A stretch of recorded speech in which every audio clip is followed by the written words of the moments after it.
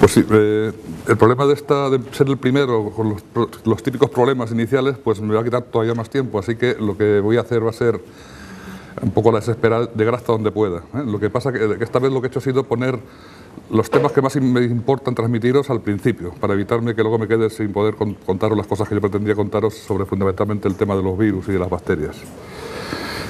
Lo que quería contaros, en principio, es que la biología se encuentra actualmente en un estado absolutamente caótico, se encuentra sin base teórica. Y esto no lo digo yo solo, luego veremos quién más lo dice. Hay un gran problema porque hay una base teórica de hace mucho tiempo, basada en unas premisas bastante sencillitas, que están superadas por los conocimientos actuales, pero nadie se ha molestado en decir, bueno, vamos a ver si esto no era así, a ver cómo demonios es. Y he empezado por este señor, que todos lo conoceréis, Richard Dawkins, un señor muy simpático que se dedica a luchar heroicamente contra los creacionistas, no sea como un científico dedica su tiempo a eso, ¿no? Porque los científicos no tenemos nada que discutir con los creacionistas, ni con ninguna creencia. La ciencia se dedica a estudiar fenómenos empíricos, físicos, y dar una explicación física y hasta donde se llegue. Con las creencias no hay nada que discutir, pero el caso es que este señor se hizo muy prestigioso y ha tenido una gran influencia en la biología, sobre todo en la genética, con su teoría del gen egoísta. Una teoría excesivamente, tremendamente reduccionista, ultradarwinista, competitiva, y esta es la frase que indica su visión de la naturaleza, de su libro El gen egoísta. El planteamiento de este libro es que nosotros, al igual que todos los demás animales, somos máquinas creadas por nuestros genes. De la misma manera que los prósperos gángsters de Chicago, nuestros genes han sobrevivido en algunos casos durante millones de años en un mundo altamente competitivo. Esto nos autoriza a suponer ciertas cualidades en nuestros genes. Argumentaré que una cualidad predominante que podemos encontrar que se encuentre en un gen próspero, será el egoísmo despiadado. Esta cualidad egoísta del gen dará normalmente origen al egoísmo en el comportamiento humano. Todavía se ven artículos científicos que publican datos sobre elementos egoístas y sobre, o sea que tiene una gran influencia en la biología. Entonces, para intentar ver cuál es el problema hay que ir a las raíces. Para entender el problema hay que ir a intentar ver cómo se generó este problema, esta visión de la naturaleza que a mí me parece patológica, que todo es competencia y egoísmo y los compara los genes con los prósperos gángsters de Chicago, una cosa tremenda. Pero resulta que no es patológica, es cultural, tiene un origen cultural muy concreto. Este señor, con esta cara tan entrañable, vosotros que sois científicos a lo mejor no le conocéis, se llama Adam Smith, el inventor de la mano invisible del mercado. Ya sabéis, esta cosa tan simpática de las burbujas y de los stock options y los ricos cada vez más ricos, los pobres cada vez más pobres, un truquito muy bien montado, de que hay una mano invisible. Se basa en esto tan profundo. No es de la benevolencia del carnicero, del cervecero, del panadero lo que nos proporciona esta cena, sino del cuidado que ponen ellos en su propio beneficio. No nos dirigimos a su humanidad, sino a su egoísmo. ¿Os suena algo de esto? Y jamás le hablamos de nuestras necesidades sino de su conveniencia. Por regla general no intentan promover el bienestar público ni saben cómo está contribuyendo a ello. Prefiriendo apoyar la actividad doméstica en vez de la foránea, solo busca su propia seguridad. Y dirigiendo esa actividad de forma que consiga mayor valor, solo busca su propia ganancia. Y en este, como en otros casos, está conducido por una mano invisible que promueve el objetivo que no estaba en sus propósitos. El egoísmo del gen, la selección natural al azar, del egoísmo del carnicero, la mano invisible al azar del mercado dirige las cosas. Eso dejo a ustedes que decidan qué les sugiere. Entonces, la base científica de la biología está basada en las ideas de este señor, que era un discípulo de Malthus, también un señor, como veis, clérigo anglicano, también muy simpático, Robert Thomas Malthus, que en su ensayo sobre el principio de la evolución decía: el hombre, si no puede lograr que sus pares o parientes a quienes corresponde lo mantengan, y si la sociedad no quiere su trabajo, no tiene derecho alguno ni a la menor ración de alimentos. No tiene por qué estar donde está. En ese espléndido banquete no lo han puesto cubierto. La naturaleza le ordena que se vaya y no tardará en ejecutar su propia orden si ese hombre no logra compasión de alguno de los invitados. Si estos se levantan y dejan sitio, acudirán enseguida otros intrusos pidiendo el mismo favor y se perturbará así el orden, la armonía de la fiesta y la abundancia que antes reinaba se convertirá en escasez. Entrañable el amigo. Y este otro, también, que en 1951 escribió La estática social, hablando de la evolución, y comparaba la evolución que se conocía, se estaba estudiando científicamente en todas las universidades, la comparaba la evolución animal con la especie humana, ¿no? Y hablaba de de la competencia. Decía, esta verdad es igualmente aplicable a la especie humana. Las sociedades humanas están en lucha o competencia unas con otras. Deben ser consideradas como verdaderas especies o variedades. 1851. Cuando dicen que Spencer se basó en Darwin, es una pequeña falacieta. Una de las 5.000 o 6.000 pequeñas falacietas que hay en las cosas que nos cuentan. En competencia con otros individuos, su propia especie lucha contra otra especie, el individuo degenera y sucumbe, o prospera y se multiplica según sus dotes. Un régimen contrario, si pudiera mantenerse, sería con el tiempo funesto para la especie. Si los beneficios recibidos por cada individuo fuesen proporcionales a su inferioridad, están obsesionados con las leyes de pobres y que, no sé, que a los pobres no había que dejarles que se murieran. Se favorecería la propagación de individuos inferiores y se entorpecería la de los mejor dotados. La especie degeneraría progresivamente y bien pronto desaparecerían entre las especies que compiten y luchan contra ella. Bien, hay que decir, antes de seguir, es muy interesante estudiar la historia de la biología. Iba a decir que es tan interesante como estudiar la biología, pero no hay nada más interesante y más bonito, más impresionante que la biología, eso hay que reconocerlo. Pero es curioso enterarse de qué va la cosa un poquito. Entonces la evolución en el continente, es que claro, nosotros nos han contado una historia anglosajona, es su visión del mundo, como habéis visto, y lo demás para ellos sabéis que no suele existir. Eso me lo ha hecho oír personalmente una científica famosa anglosajona. No, en mi país, la mar, no sé, no. Bueno, pues la evolución estaba estudiando 100 años en el continente en las universidades. De Buffon, con la historia natural, Lamarck, filosofía zoológica, este hombre al que han denigrado, han ridiculizado, era un tío, un científico impresionante, que decía cosas impresionantes. Tengo el libro de filosofía zoológica y hablaba de que los organismos interactúan con el entorno y que había unos efectos del entorno de los organismos. Decía que había una tendencia innata, intrínseca a una mayor complejidad de los seres vivos. Decía que la influencia del ambiente no era el uso y el desuso, sino que era que si las influencias ambientales eran muy intensas y muy durables, pues se producía una respuesta. Unas cosas muy interesantes que luego veremos. Geoffroy-Saint-Hilaire, que estudiaba la evolución mediante la embriogénesis, decía que los cambios evolutivos tienen que producirse por cambios en el programa embrionario. Un cambio de organización no se puede producir por mutaciones al azar en un pelito y en una alita y en una patita, son cambios de organización y para que se produzcan tiene que producirse durante el desarrollo embrionario. Él estudiaba con embriones de pollo, los sometía a agresiones ambientales y estudiaba las teratologías. Frédéric Gérard, teoría de la evolución de las formas orgánicas, 1941-49, en el que distinguía la microevolución, que es variabilidad, de la macroevolución, que es evolución, que son cambios de organización. Lo distinguía claramente ya.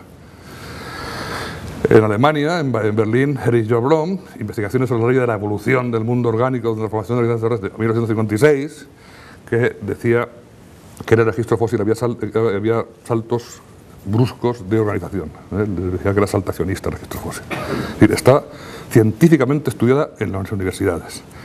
Y uno de ellos, mi querido amigo Juan Bautista, he puesto esta foto del final, acabó el hombre ciego, porque cuando llegó Napoleón, la instalación borbónica, había sido afín a la revolución, era amigo de Rousseau, era un tío progresista, reestructuró la universidad, la Sorbona, la convirtió en una universidad moderna, se pilló el tema de los invertebrados porque le parecía muy interesante, los darwinistas que le dieron los gusanos, pero vamos, lo pidió él. Y dice frases tan bonitas como esta: observar la naturaleza, estudiar sus productos, buscar las relaciones generales y particulares que han ido imprimiendo en sus caracteres y finalmente intentar comprender el orden que hace imperar por todas partes, el orden de la naturaleza. No la jungla, el orden. La jungla lo dice un señor urbano cuando va a la selva. La gente de la selva dicen que esta cosa entrañable es su madre y viven en ella y encuentran alimentos y medicinas y la quieren mucho. Lo de la jungla es una visión de alguien de fuera que no entiende nada. La jungla de dientes y garras. El señor de Fino que lo ve y dice, ¡oh, qué horror! Pero ya no mamos, esto dice, pues una maravilla, ¿no? O un pigmeo. El orden, así como su funcionamiento, sus leyes y los medios infinitamente variados que emplea para dar lugar a ese orden. Es desde mi punto de vista ponerse en el camino de adquirir los únicos conocimientos positivos que se encuentran a nuestra disposición, los únicos que por otra parte que nos pueden ser verdaderamente útiles. Un auténtico científico, una visión científica, era un racionalista estos. En este contexto surge este libro magnífico, El origen de las especies por medio de la selección natural o la preservación de las razas favorecidas en la lucha por la vida. Como sabéis, un clérigo victoriano, millonario, su grado de ontología con el número 10 de su promoción por la Facultad de Oxford. la hazaña del viaje del Beagle es muy interesante, pero no hay tiempo para contarla. Y vamos a limitarnos al aspecto puramente científico. Por cierto, me han acusado por ahí de no mencionar a Wallace, como si quisiera ocultar algo. Wallace, cuando elaboró su teoría de la selección natural, el descubrimiento tan magnífico, en las páginas norteamericanas que tienen menos prejuicios, menos problemas, Charles Darwin y Russell Wallace, dicen, interesantemente, como dicen ellos, Darwin y Wallace fundaron su inspiración en la economía. Un curita protestante llamado Thomas Malthus publicó un libro llamado Ensayos de Evolución, en el que avisaba a sus paisanos ingleses que las políticas destinadas a ayudar a los pobres pues estaban destinadas al fracaso porque la presión de la población. Cuando Darwin y Wallace leyeron a Malthus, a los dos se le ocurrió decir que los animales y plantas tal. ¿Vale? Entonces que sepa que también que el hecho de que Wallace llegara a una conclusión parecida era porque eran los dos anglosajones, ingleses, y porque los dos se basaron en Malthus. De hecho, veamos en qué se basa el libro de Origen de las Especies. Esto es la introducción. Siempre llevo los libros de Origen del Hombre y Origen de las Especies ahí, porque es que mis colegas biólogos se ponen así cuando digo esas cosas, y digo que me parece que no lo han leído nunca Darwin. Han leído lo que le han contado sobre Darwin. Pero cuando lees a Darwin se te quedan los ojos a cuadros. Sobre todo el Origen del Hombre es algo de verdad que dices, madre mía, qué joven, qué mozo. Mejor. Bien. Esto es muy significativo porque es en lo que se basa la selección natural. Al principio de mis observaciones me parecía probable que un cuidadoso estudio de los animales domésticos y las plantas cultivadas ofrecían la mejor probabilidad de aclarar este oscuro problema. Y no anduve equivocado. En este y en los demás casos de perplejidad he encontrado invariablemente que nuestro conocimiento, por imperfecto que sea, de la variación por medio de la domesticidad, daba el mejor y más seguro norte. Atentos, yo osaría expresar mi convicción del alto valor de estos estudios, aunque hayan sido comúnmente descuidados por los naturalistas, por los científicos, por los naturalistas. Cuando Darwin fue un naturalista, no, Darwin es un señor rico, aficionado a la naturaleza, como muchos historianos ricos que le gustaba el tema. Vale, no nos cuenten titulaciones ni historias ni rollos macabeos. Él habla de los naturalistas y cuando habla en su autografía habla de los científicos. Le sorprende que los científicos hayan tenido en cuenta sus ideas. Murió convencido de que el estudio de los animales domésticos valía para explicar la naturaleza. Es una cosa que a mí me resulta increíble, porque lo que hacen los investigadores es lo contrario de la naturaleza, es seleccionar aberrantes y no dejar reproducirse a las normales, que es lo que son los que se reproducen en la naturaleza. Pero bien, en fin. Entonces, el resto de sus conceptos es el siguiente. De aquí, como se producen más individuos, lo que es posible que sobrevivan, tiene que haber forzosamente, en todos los casos, una lucha por la existencia. Es la doctrina de Malthus aplicada con multiplicada fuerza al conjunto de los reinos animal y vegetal, porque en este caso no hay aumento artificial de alimento y limitación prudente de matrimonios. Su teoría es la doctrina de Malthus aplicada a... ¿De acuerdo? Lo dice él, y lo dice en la biografía, lo tengo ahí también. Leyendo a Malthus fue cuando encontró la inspiración. Y el otro inspirador es un amigo, el Heriberto Spencer, también un encanto de hombre. Y se llama este principio por el cual se conserva variación pequeña cuando es útil, selección natural, para marcar su relación con la facultad de selección del hombre, pero la expresión utilizada a menudo por Mr. Herbert Spencer de que sobreviven los más idóneos es más exacta y alguna vez es igualmente conveniente. Está clarísimo en quién se basa la teoría de Darwin. Y siento tratado tiempo en este tema, pero es que me parece que a los biólogos hay que darles un poco de datos interesantes. Yo no intento convencer a nadie, son datos. Si queréis pensáis en ellos, si no queréis, pues no pasa nada. El libro El origen del hombre y las especies lo tengo aquí y es, vamos, tela marinera de las cosas que cuenta, del nivel científico que emplea. Pero para que veáis la claridad de sus ideas, vamos a poner la frase final, la recapitulación, sobre las leyes que dirigen, según él, el origen de las especies. El término evolución no aparece hasta la 6ª edición. Él no sabía que estaba hablando de evolución, por indicación de Thomas Henry Huxley, que fue el que montó el tinglao. Pero no voy a... Tengo muchos datos sobre Huxley muy interesantes y lo que le rodeaba, el X-Club, que no sabréis qué es una cosa muy poderosa, que montaron unos cuantos muy poderosos y cómo se montó el tinglao. Pero bueno, vamos a hablar tema científico. Estas leyes, tomadas en un sentido más amplio, son crecimiento con reproducción, herencia que casi va implícita en la reproducción, no casi, es evidente, variabilidad, resultado de la acción directa e indirecta de las condiciones de vida y del uso y el desuso, aumento de proporción tan alta que conduce a la lucha por la existencia y como consecuencia de la selección natural, la cual trae consigo la divergencia de carácter y la extinción de las formas menos mejoradas. Así es consecuencia directa de la guerra de la naturaleza, de la escasez y de la muerte del objeto más elevado que somos capaces de conseguir, a saber, la producción de animales superiores. O sea, que lo que tiene bueno es que como en el libro habla del uso y el desuso, de la herencia de capitales adquiridos, del neutralismo, de que uno le había contado a uno que había visto un oso transformándose en ballena, de que otro le había contado que había visto un pez moviendo el ojo para arriba. Pues claro, cualquier cosa que salga, no, si ya lo dijo él, claro. Cuando hablas de que está viendo que hay muchos fenómenos epigenéticos que apoyan la visión lamarckiana de la vida, dice, no, si también Darwin lo decía, porque decía todo. Era un libro, un señor, pues que contaba cosas así, ¿eh? Bueno. Pero, limitándose al tema científico, os diré que a principios del siglo pasado el darwinismo estaba prácticamente muerto porque los genetistas habían dicho que la variabilidad normal observada en las especies no valía para explicar los cambios evolutivos y que tienen que ser cambios más grandes, cambios bruscos, y claro, un cambio muy brusco en un individuo pues no se explica, porque entonces surgió, se juntaron un grupo de personas, los biometristas, encabezados por Pearson, que era un grupo de eugenistas todos, gente con ideas muy duras, eugenistas duros, y montaron ese tinglado, la ley de Hardy-Weinberg, según la cual los genes son entidades discretas que están en los cromosomas, cada uno responsable de un carácter, con dos alelos, dominante y recesivo,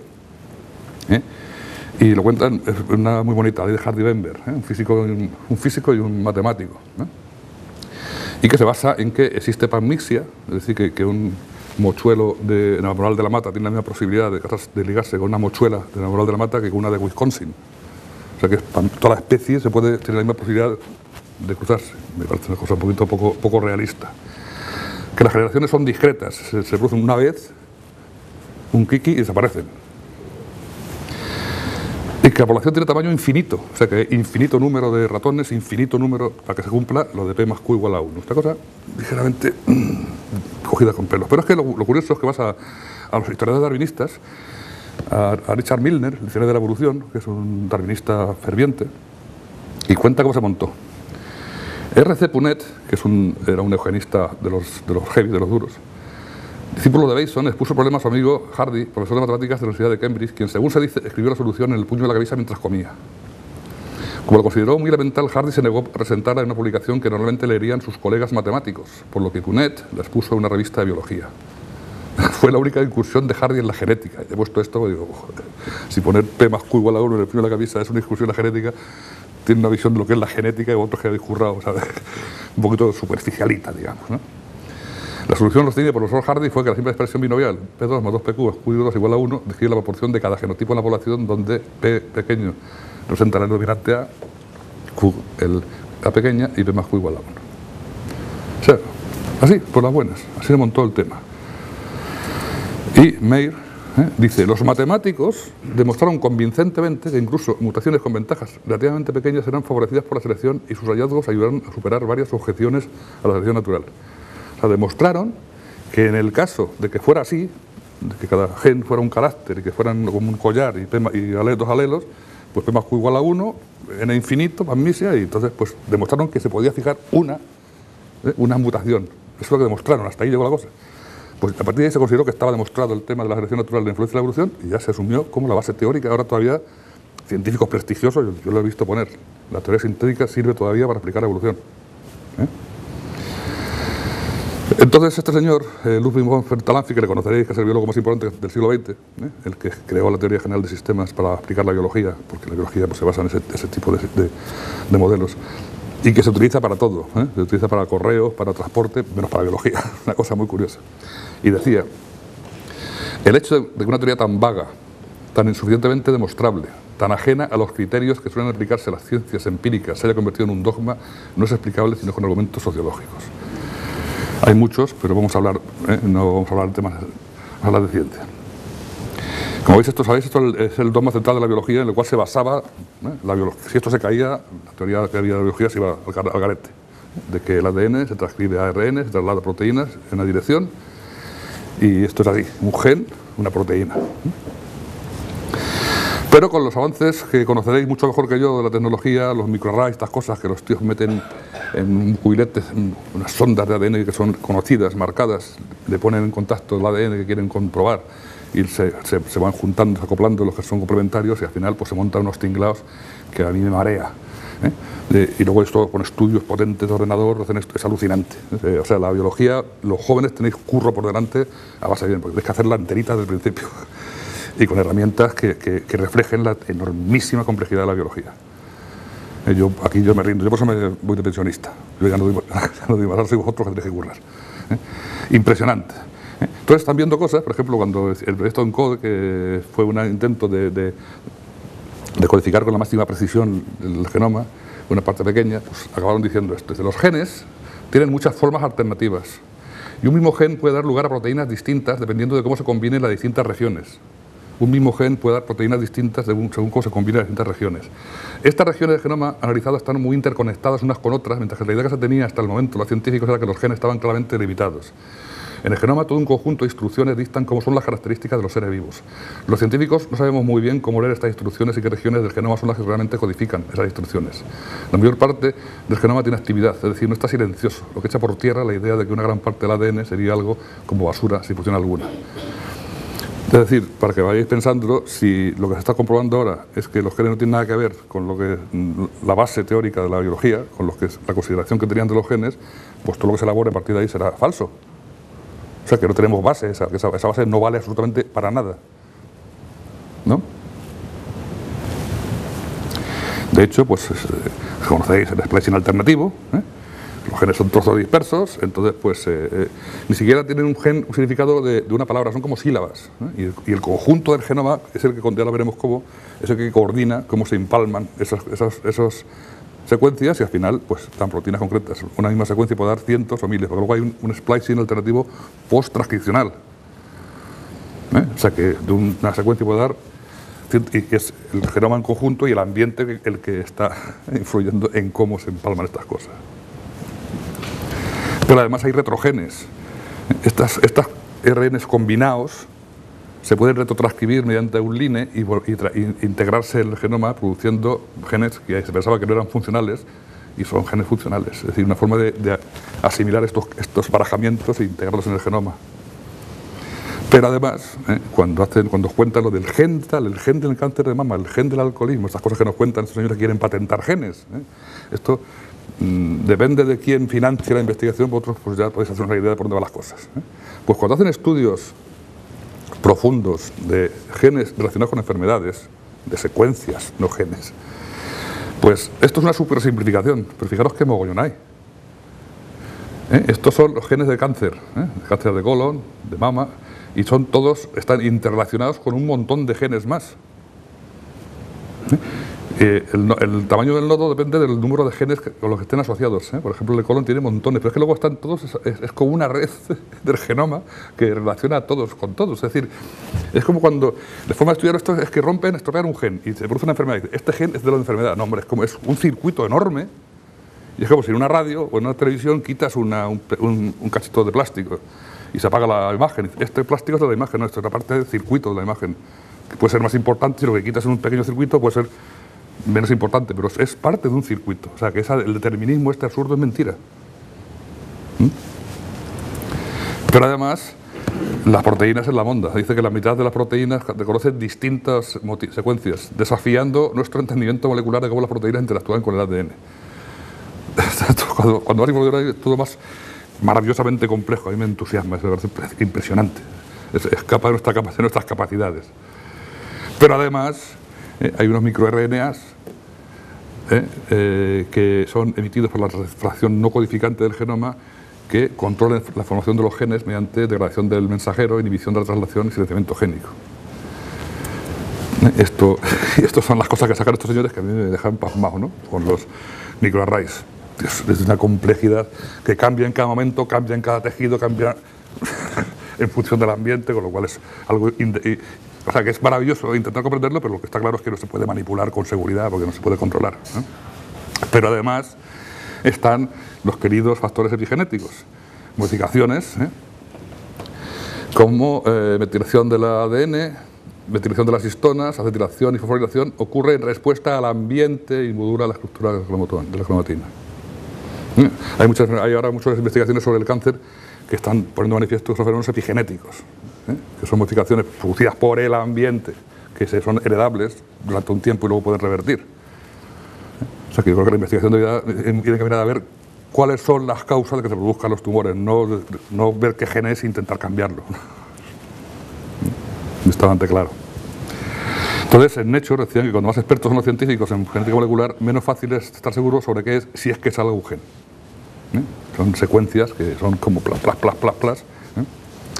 Entonces, cuando he dicho lo del marco teórico, me refería que tengo coartada. Este es Philip Ball, que es un comentarista de Nature, y este en 2001 ya dijo eso. La biología carece de un marco teórico para explicar, para describir esta situación. Los biólogos van a tener que construir una nueva biología. Os toca a vosotros el curro. Yo no lo siento por vosotros, porque es apasionante, va a ser difícil, porque además como hay la vieja biología sigue trincando y no deja tirar para adelante, pero bueno, paciencia, que habrá que seguir. Entonces vamos a ver datos concretos sobre esto, que eso los voy a poner al final, los voy a poner antes para que tenga tiempo. Casi media hora, os voy a ahogar en virus a todos. Bueno, esto es cuando se decodificó el genoma humano secuenciado. Se ha secuenciado esto, el 1,5% del genoma, los genes codificantes de proteínas, los exones. Pero, como hemos visto, lo que condiciona cómo se expresan estos pequeños silabillas sueltas es todo esto. Esto es lo que controla la expresión de estos genes, es la parte fundamental, que gracias a la aportación de Richard Dawkins se consideraba ADN basura. Basura, entonces pues no se estudiaba, es basura. Años y años, los microRNA pues, están por ahí sueltos. Era basura egoísta, el ADN egoísta, los transposones son egoístas, era todo egoísta. Esto en vez de tener que estudiarlo un psicólogo en vez de un genetista, ¿no? Eran toda una banda de patológicos egoístas, unos bichos. Entonces, pues como veis aquí, estos HRV son retrovirus endógenos humanos. De momento es el 9% del total, hay casi 10 veces más retrovirus endógenos en el genoma que genes codificantes de proteínas. Pero claro, las cifras de los retrovirus endógenos son muy variables porque dan cifras pues desde 90.000 hasta 300.000 y más, porque depende de que se consideren retrovirus endógenos completos, que luego lo veremos, o fragmentos pertenecientes a retrovirus endógenos y a virus ADN también endógenos. LTRs, trozos sueltos, hay secuencias sueltas de virus por el genoma. Luego transposones de ADN y los LINE y los SINE, los cortos y largos elementos dispersos por el genoma repetidos. Y esto pues, son elementos móviles, intrones, etc.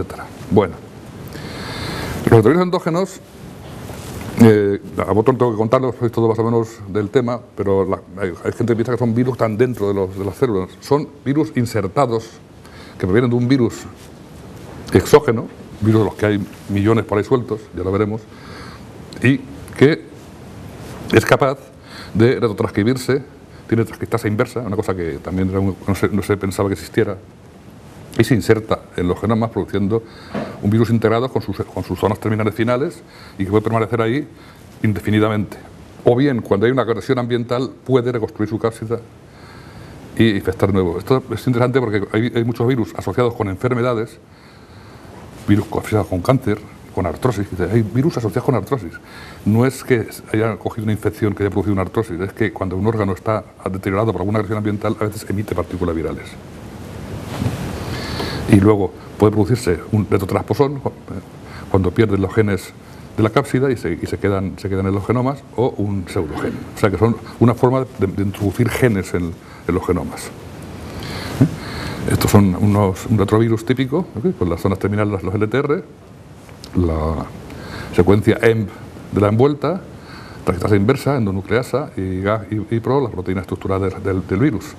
Los retrotransposones son evidentemente retrovirus que han perdido el gen EMB. Aunque hay algunos, como los GIPSI, que pueden tener una zona de lectura abierta que pueden reconstruir la cápsida y crear un virión. Y luego el resto pues, se han ido perdiendo trozos y han formado los LINE y los SINE. Así que si tenemos en cuenta esto, pues la inmensa mayor parte de los genomas son de origen viral. Pero veamos algunos datos recientes. Estas son revistas hasta bioteoréticas donde los científicos se dedican a pensar, no a poner datos y a buscar patentes y a publicar las cosas que conviene publicar, sino a pensar, a dar la vuelta a las cosas. Y ya, en 2006 ya decía Estrellor, que es muy inteligente, que decía, está siendo crecientemente evidente que las fuerzas que dirigen las gravedades evolutivas no son, como escriben al revés, mutaciones derivadas al azar del texto genético, sino una precisa edición del genoma por los omnipresentes agentes virales. Estas competencias integran el conjunto de caja de herramientas de la ingeniería genética natural, replicación, transcripción, traslación, imprinting, regularidad genómica, invenciones enzimáticas y todo tipo de patrones de reparación genéticos. Incluso las secuencias no codificantes repetitivas de ADN, que eran interpretadas como antiguos restos de estados evolutivos anteriores, ahora son reconocidos como de ser de viral origen y crucial para la regulación y las funciones constitucionales del vocabulario estructural de las proteínas. Espero que lo habréis sentido directamente de leerlo, porque tal como lo he dicho yo, no se entiende. ¿De acuerdo? Se asume, ya por los científicos que le dan al tema. De hecho, los transposores, como sabéis, son los responsables de las duplicaciones genéticas. Cuando hablan de duplicaciones, pues son los transposones de origen retroviral. Y los transposones pues son de virus ADN que producen las translocaciones. Entonces, pues ya hace tiempo que ya se hablaba de que la basura pues que era una fuerza evolutiva. Los elementos transposonibles han sido mucho tiempo despreciados como sin uso, pero están emergiendo como fundamentales jugadores en la evolución. Sus interacciones con el genoma y el ambiente afectan a cómo los genes, sus interacciones con el genoma y el ambiente. ¿De acuerdo? Es el ambiente el que activa los transposones. Se hace experimentalmente en laboratorio, con radiaciones o con químicos, hacen saltar los transposones, los elementos móviles. Luego veremos que no van a cualquier sitio, que van a sitios concretos. Entonces, esto voy a ponerlo porque es un artículo que me hizo mucha gracia, porque es un artículo de un científico cabreado, con el amigo Dawkins y con el darwinismo. Y habla sobre los papeles de los eventos repetidos en el contexto de los sistemas genómicos epigenéticos. Habla de que ha llevado a muchos a especular que estos componentes eran replicadores egoístas, generando basura genómica. Y cuando se cabrea lo pongo en rojo para que se note que está cabreado. El propósito de este artículo es examinar críticamente el egoísmo, efectos evolutivos y funcionalidad de los elementos repetidos. Se presenta el argumento que la hipótesis, entre comillas, del ADN egoísta es actualmente un esquema narrativo que sirve para proteger las asunciones neodarwinistas de la crítica y que esta teoría es inestable y por tanto no es una hipótesis. Se argumenta que es necesario un nuevo marco conceptual para entender los papeles del DNA repetitivo en los sistemas genómicos epigenéticos y que las narrativas neodarwinistas han sido el principal obstáculo para dilucidar los efectos de estos enigmáticos componentes en los cromosomas. Richard von Sternberg, Mission Institute. Que las narrativas neodarwinistas son un obstáculo para la profundización del conocimiento. Más que un obstáculo para entender el ADN egoísta, los transposones, un obstáculo para entender los efectos del ambiente, se niegan a entenderlo, un reduccionismo que culpa a los genes de las cosas, es cambiar este gen y arreglarlo, en lugar de saber por qué esos genes se deterioran, etc. Bien, los eventos transposibles, un impacto gigantesco en la evolución de los genomas.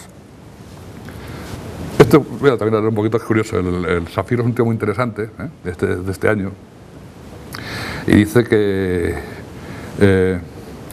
según nuestro conocimiento de elementos móviles ha introducido nuevas formas de pensar sobre el cambio hereditario. El resultado de la análisis de secuencia ha documentado muchos tipos de alteraciones genómicas.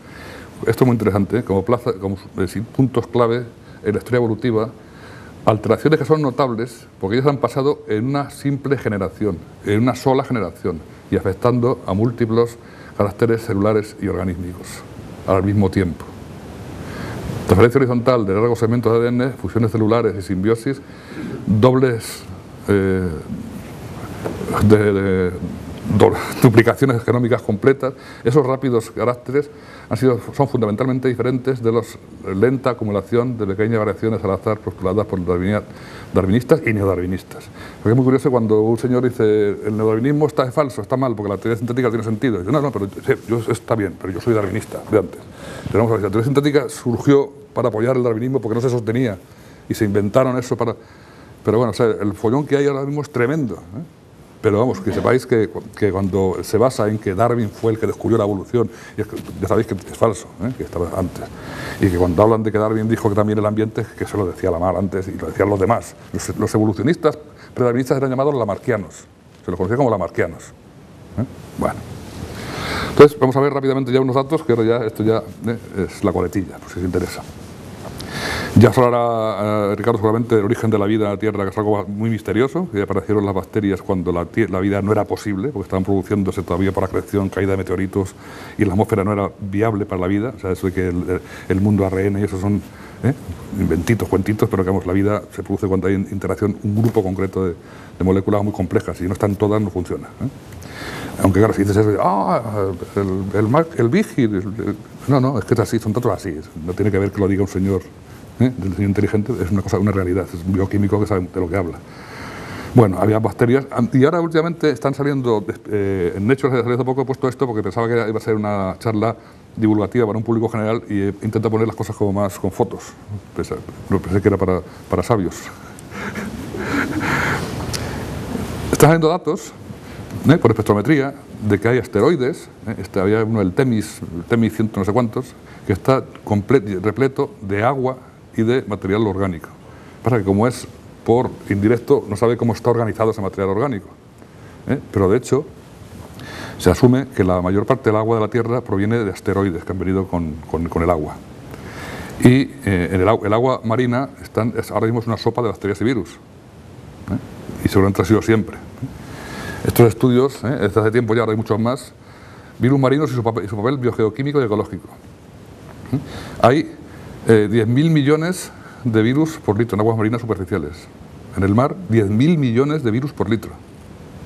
Y afectan muchos procesos biogeoquímicos y ecológicos, ciclo de nutrientes, o sea, control la base de la pirámide trófica del mar, biodiversidad de bacterias y algas, distribución de especies, control de bloom de algas, formación de sulfuro y metano que contribuye a la nucleación de las nubes, es alucinante, o sea que está todo interrelacionado, son como... y transferencia genética horizontal. Y bacterias, pues ya lo veréis, pues 6,4 veces a 4, hay menos que virus, se supone que virus hay de 5 veces más que bacterias, pero también las cantidades ingentes en el mar, luego veremos en la Tierra. Entonces, cuando ves los teoristas de cosmología, ves que los cosmólogos hablan ya con mucha soltura de que la vida vino del exterior. Esto a mí cuando lo cuento y me dicen, bueno, pues eso es que lo que haces es cambiar el problema de sitios. No es igual, que la vida haya surgido una vez al azar en la Tierra, una vez, que sea inherente al universo y que se mueva por el universo y que donde sea posible fragüe. Una cosa, a mí me parece algo maravilloso, impresionante, y además que lo de que la vida solamente aquí parece una visión un poquito, no quiero ser ofensivo si alguno lo cree, pero un poquito simplona, según este universo. Que lo que nos cuentan con los físicos, cuentan cosas que, o sea, hay quien dice que el Big Bang no existe, que hay la teoría del universo estacionario, que es infinito, que ha existido siempre, que a mí es la que más me gusta. Es agobiante, te así, pero hay otras que hablan de que el Big Bang, hace poco salió uno diciendo que son pulsaciones y que hay más, y son continuas. Hay otras que hablan de universos paralelos, que cuando ves cómo andan los físicos y ves que aquí los químicos están todavía con el P y el Q, digo los químicos, los matemáticos, con el P y el, los biólogos, con el P y el Q, pues dice, bueno. O sea, que esta gente ya habla, ¿no?, de que los microbios han podido sobrevivir en los desechos planetarios que abordaron la Tierra, y que como la vida solamente puede ser producida por la vida, entonces la Tierra llegó, que pudo haberse originado en planetas anteriores. O sea, que bueno, hay que investigar cuándo se formó la vida y dónde, y si ha sido siempre la vida. La vida es una propiedad más de la materia, como son los metales, y que a lo mejor surgió, pues yo qué sé, pero vamos, inventarse de que tuvo que surgir aquí por narices, porque al azar se juntaron unos cuantos mileniur y que unos cuantos proteínas al azar, y se creó al azar una membrana, y se creó al azar con los fosfolípidos y la leche, y se creó al azar, no cuela. O sea, que es una cosa bastante interesante. De hecho, las bacterias, como sabéis, fueron las que crearon la mayor parte del oxígeno de la atmósfera y crearon las células. Nuestras células son de origen bacteriano, por fusión de bacterias. La vegetal es una bacteria fotosintética para formar una mitocondria. Esta teoría era de Konstantin-Merezhkovsky, un ruso del principio del siglo pasado. Luego la retomó Louis Margulis y Radley Gupta y William Little y Ricardo Mills, supongo, ¿no? Bueno. Bueno, pues las células que nos componen son agregaciones de bacterias, pero hay características de la célula eucariota que no tienen las bacterias. Entonces hay datos ya que están hablando de que hay los cromosomas lineales, por ejemplo, que en bacterias son circulares, los telómeros, la separación de la transcripción de la traslación, que en bacterias es directa, pues parece ser que puede ser de origen viral. Y de hecho ya estos que los telómeros y telomerasas son de origen viral. ¿Vale? O sea que el resto de las características de la célula eucariota no provenientes de bacterias parece que puede ser de origen viral. Los virus han tenido una influencia muy grande en los ordenamientos a lo largo de la evolución. Y esto lo quiere llegar, pues es muy importante. Expresión en el desarrollo de retrovirus endógenos, RV3 y RVK en tejidos humanos. Esto en el desarrollo. Se producen en todos los seres vivos, el desarrollo embrionario, pues retrovirus endógenos que están expresándose y hablan, pues, los altos niveles en adenal, cortes adenal. Elevados niveles de presión se encuentran también en los siguientes tejidos en desarrollo: riñones, túbulos, lengua, corazón, hígado y sistema nervioso central. Esto es importante por lo siguiente, pero quiero transmitiros por si acaso os es de utilidad. Las vacunas contra la gripe, tengo datos que no he podido poner porque tenía así, las cultivando virus de la gripe en huevos de pollo embrionizados, en embriones de pollos. Y ponen su foto con sus huevos, tengo la foto del laboratorio, lo explican muy contentos. Entonces, si tú cultivas virus de la gripe en unos tejidos repletos de virus endógenos en actividad, pues es cuando se pueden producir los virus híbridos que dicen: el virus de la gripe es híbrido de hombre y de ave. No es porque las aves pasen los virus a los hombres y se hibriden. A lo largo de la historia de la humanidad han convivido con bichos de los hombres y no se han hibridado los virus. Son muy específicos de cada especie. Entonces, están produciendo los virus híbridos por la forma de producir las vacunas. Y también, vacunas también en líneas celulares, están produciendo. Con análisis de virus endógenos en tejidos. Virus endógenos en piel, glándula tiroides, placenta, tejidos de órgano reproductivo. Bueno, los tejidos humanos que no tengan transcripción de retrovirus endógenos no se pueden encontrar, confirmando que los retrovirus endógenos son permanentes componentes del transcriptoma humano. Entonces, si hacen vacunas en líneas celulares que pueden ser de cerdo, pues ahí puede ser vacuna, diría, de cerdo. ¿De acuerdo? O sea que están produciendo los virus híbridos por la forma de producir las vacunas. Y si te pones a investigar, te encuentras con que el virus del SIDA, hay un científico muy ambicioso que se llama Hilary Koprowski, que es el científico con más patentes del mundo, que estaba compitiendo por hacer una vacuna contra la malaria y hizo una vacuna contra la malaria cultivando virus de la polio, cultivando virus de la polio en riñones de macaco y de chimpancé en África. Y vacunaron a 1 millón de niños en África con esas vacunas. Lo digo por si vale para algo a los científicos. Bueno, para finalizar ya, me quedan 10 minutos más o menos. Hemos empezado un poquito tarde, así que pido... Estas características de los genomas explican los fenómenos de la evolución que no tenían explicación, y es que la evolución se producía por explosiones de formas de vida seguidas por grandes extinciones. Antes del Cámbrico hubo una gran extinción. Aparecieron las bacterias, datos de fósiles de bacterias de 3.500 millones de años, 3.600. Las eucariotas se supone en torno a 2.000 millones de años. Hubo una pequeña fauna de Ediacara antes del Cámbrico, formada por unas cuantas formas blandas y unas cuantas pequeñas conchas, y de repente en el Cámbrico aparecen todos los grandes tipos de organización animal existentes en la actualidad y algunos más que no existen. De repente, todos los grandes tipos, posterior a una gran extinción que produjo una bola de nieve. Y la evolución ha sido produciendo por grandes extinciones y apariciones de nuevas faunas con nuevas morfologías. De hecho, los nombres de los periodos geológicos los pusieron los geólogos porque serían faunas diferentes. Entonces, en el Cámbrico aparecieron pues unos bichos, picaya, opavinia, anomalocaris, unos bichos rarísimos, con ojos, paletas, caparazones, de repente. Ya estaban allí. Es una cosa de lo que más mosquea a los darwinistas. Dice, bueno, pues es que pasó más tiempo. Es que no es cuestión de tiempo. Es cuestión de que si la evolución fuera como se tiene habitualmente admitida, habría inicialmente unas poquitas formas de organización y luego pues, más o menos variabilidad de esas formas. Y es todo lo contrario, es todos los grandes tipos que hay actualmente. Antes se ponían así los árboles filogenéticos de los animales existentes, pero claro, con el pequeño problema en que todo lo que está blanco no existe ni un solo bicho, eran inventados. Estos empalmes que hacían. Y ahora se presentan así. En el bendiano, los nidarios, que son unos bichitos así de simetría radial, y en el cámbrico, poríferos, moluscos, braquiópodos, onicóforos, tardígrados, artrópodos, priapúlidos, equinodermos, anélidos y cordados. Peces ya. Y lo curioso es que estos bichitos, los nemertinos, los nematodos, los rotíferos, que parecían que por su forma eran los más antiguos, los primitivos, pues han aparecido en el Cenozoico, en el Mesozoico. No tiene nada que ver, o sea, que no tiene nada que ver con lo que nos han contado. No es que haya que modificar algo, no, es que es radicalmente remover todo por completo. Entonces, Schindewolf, que era un paleontólogo muy prestigioso de tiempo alemán, que pues, como era tan bueno, no han hecho ni puñetero caso, lógicamente, porque decía lo que veía. Y decía, según la teoría de Darwin, la evolución tiene lugar exclusivamente por la vía de pequeña y continua formación y modificación de especies. Nuestra experiencia obtenida de la observación de material fósil contradice directamente esa interpretación.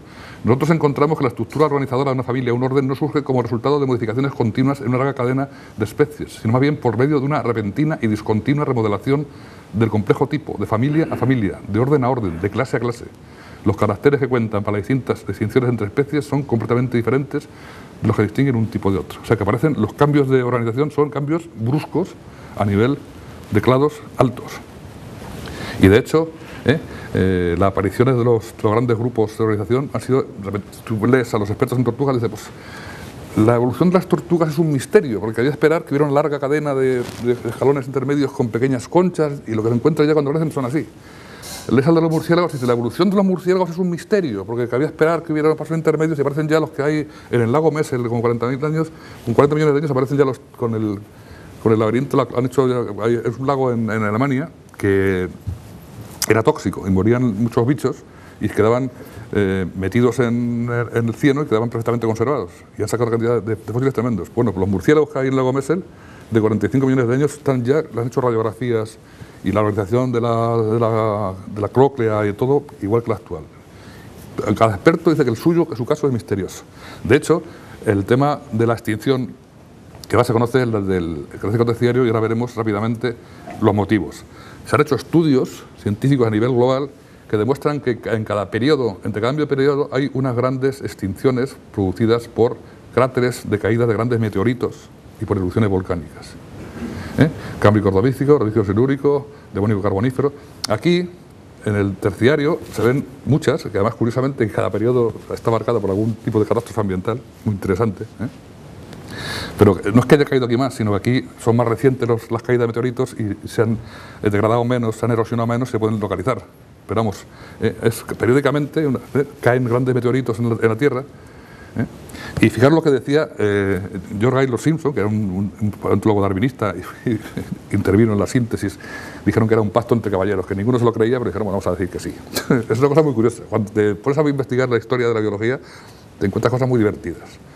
Lo llaman pacto entre caballeros, la síntesis. Dices, bueno, hay que mantener el darwinismo como sea. Entonces, pues, bueno, yo no lo veo claro, pero tú dices que P más Q y tal, bueno.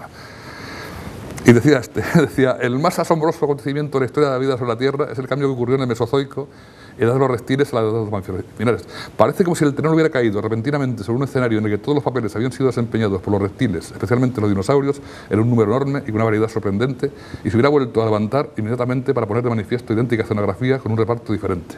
O sea, a mí esto me apasiona, yo soy capaz de visualizarlo.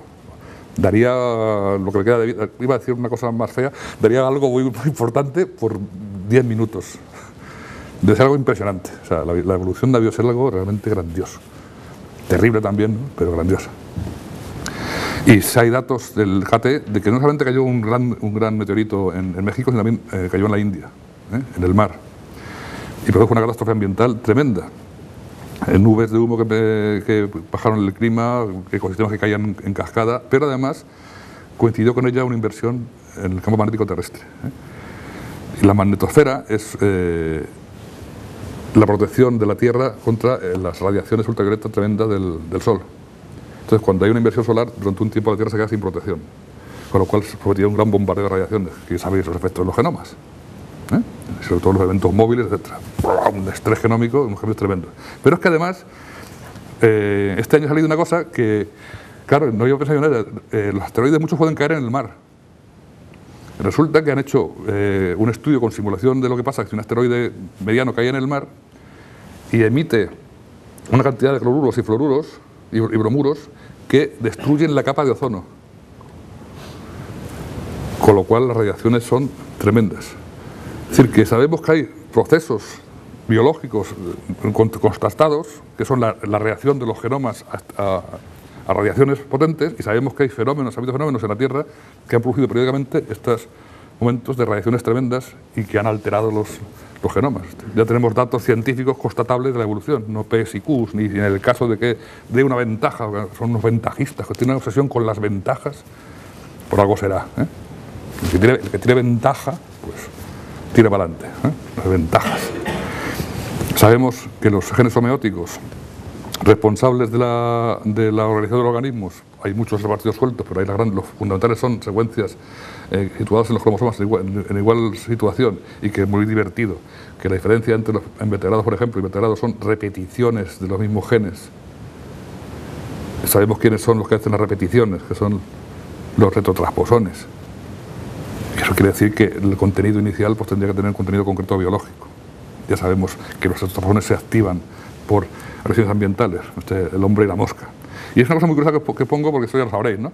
Que cogieron una secuencia Hox, ojo, de ratón, la activaron en embriones de mosca y salieron ojos, pero de mosca. O sea que es el conjunto del genoma el que condiciona la expresión de esos genes. Eso por una parte. Y por otra parte que hay genes que son ojo, genes ala, genes tubo digestivo. Es impresionante el tema. Entonces, ya para finalizar, para que tengáis una pista, este es un trabajo fantástico de unos tíos del Max Planck, de ordenamientos cromosómicos y elementos transponibles. Hace mucho tiempo, muy bien documentados, un tocho tremendo. Y habla de que recientes investigaciones de amplio rango han confirmado y aumentado el número de casos de hotspot de los elementos móviles, elección de sitio, implicando reordenamientos cromosómicos preestablecidos más que accidentales. O sea que los fenómenos biológicos siguen unas normas, tienen un sentido, tienen como los fenómenos químicos y como los físicos, es una cosa, no es al azar, esas cosas que dicen al azar. Entonces hay una variabilidad, pues dentro de lo que cabe, pues tiene unas restricciones y hay reacciones al ambiente, cambian de sitio y van a sitios concretos. Dice que la posibilidad de una parcialmente predeterminada generación de biodiversidad y nuevas especies es discutida. Y dice que esto lleva a los expertos a estudiar el origen bastante abrupto de las nuevas especies, que no ha sido sintetizado en las teorías macroevolutivas del libro puntuado la Escuela de Paleontología diferida del registro fósil. Es decir, que hay que rehacer las cosas, y explica cosas como estas. Cuando me decía, bueno, ¿por qué los marsupiales, que se han separado de los mamíferos del Cretácico temprano, y que son bichos realmente estos tienen más distancia entre estos que entre un gorila y un elefante? Pues son mamíferos, estos son mamíferos y marsupiales. ¿Por qué tienen esas formas? Convergencia, han convergido, porque el ambiente convergen y convergen. Así está, las explicaciones que lo han dado son siempre así, son retóricas, dan un nombre y ya está explicado. No, es que comparten los mismos genes Hox. Y eso explicaría una evolución absolutamente apoteósica, ¿no? Esto fue una alumna la que lo dijo, dije, porque yo seguí mucho tiempo diciendo, bueno, claro, si hubo una extinción de reptiles y luego había unos pequeños mamíferos que eran como ratas, y de ahí en 5 millones de años salen desde una ballena hasta en 5 millones de años, si el equilibrio puntuado dice que las especies duran sin cambiar de 1 a 10 millones de años y luego cambian, las especies, que son variaciones del mismo tema. Y me dijo una chica, pues se puede ser directamente, de una forma de dinosaurio y una forma de mamífero. Y claro, si había ictiosaurios y sabemos que hay virus endógenos que contienen la sincitina, la formación de la placenta en la mujer, ¿por qué no? Es decir, algo realmente, para mí, maravilloso, para pensar mucho. Lo que está diciendo es que no hubo un primer mamífero del cual, digamos, todos los demás, sino que todos los reptiles, a través de virus endógenos y de remodelaciones, cambia su modelo. Que puedo estar equivocadísimo como un ciruelo, pero es que claro, tú cuando miras esto, dice que estos en 5 millones de años, pues está puesto ahora aquí, había desde murciélagos hasta ballenas. Y dice, claro, y esto, desde un pequeño mamífero, si el equilibrio intermitente, que no lo he puesto dicen que las especies duran de 1 a 10 millones de años sin cambio, y luego cambian bruscamente para hacer nuevas especies. Lo que llama la atención en esa lógica es que tú ves los reptiles y ves los mamíferos y son versiones de origen. Claro. O sea, como ahí tiene el rinoceronte, volador. Sí, y mira lo que decía Gaylord Simpson, que era asombroso, que era como si hubiera caído el escenario sobre un ecosistema Claro, y esto pues, tiene relación con las teorías generales de sistemas, que los ecosistemas se destruyen, se reestructuran, hay una tendencia a generar patrones globales de comportamiento y salen nuevos ecosistemas, pero que es una cosa realmente que a mí, yo con esto flipo, me lo paso bomba, porque me parece algo maravilloso, y parece abrir la mente a los biólogos, porque eso de una competencia, tengo por ahí artículos de Nature, de competencia y del pene de los peces que se lo cortan y ponen unas cosas, y Dios mío. Y nos han hecho pensar de una forma muy cebollona, ¿no? De que la competencia es el más apto y compite el macho, no sé qué. Y es que esto es apoteósico, es una cosa tremenda, una cosa que se nos escapa de... Pero que es así, o sea, que somos más listos que los físicos nos tiran mucho el moco con el rol de partículas, que lo mío es muy complejo. Pues lo nuestro es mucho más, colega.